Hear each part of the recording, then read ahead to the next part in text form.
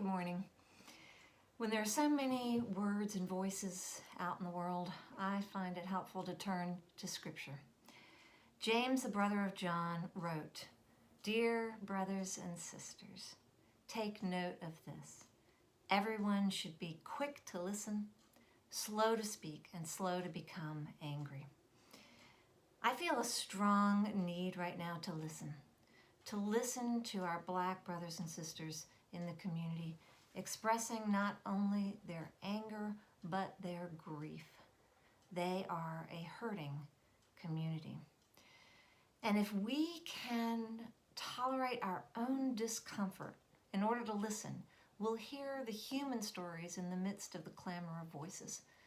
There are valuable stories to hear on all sides, remembering that all human stories are valuable and even precious to God. Whether we're able to understand those stories or relate to them doesn't make them less valuable or real. Wisdom literature has much to say about words and their power to help or hurt. For even our most heartfelt and sensitive words can still be hurtful to some whose perspectives and lives are different from ours.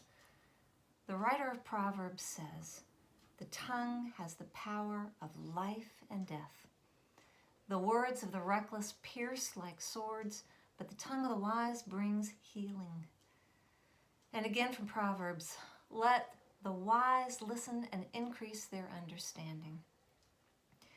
As followers of Jesus, we want to be part of the healing. We seek to help. And in order to do so, we must practice the wisdom of the ancient Greek philosopher who wrote, "First, do no harm."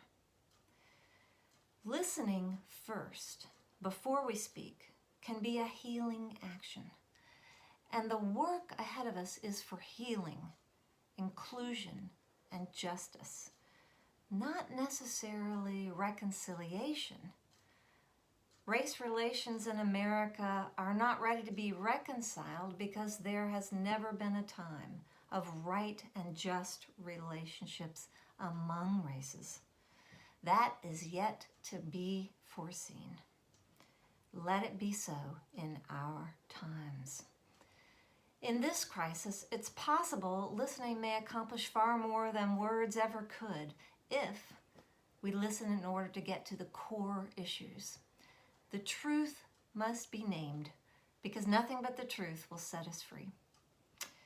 He who has ears to hear, let him listen to what Jesus is saying to the church in these days and what our Black brothers and sisters are literally crying out in the streets. Listen.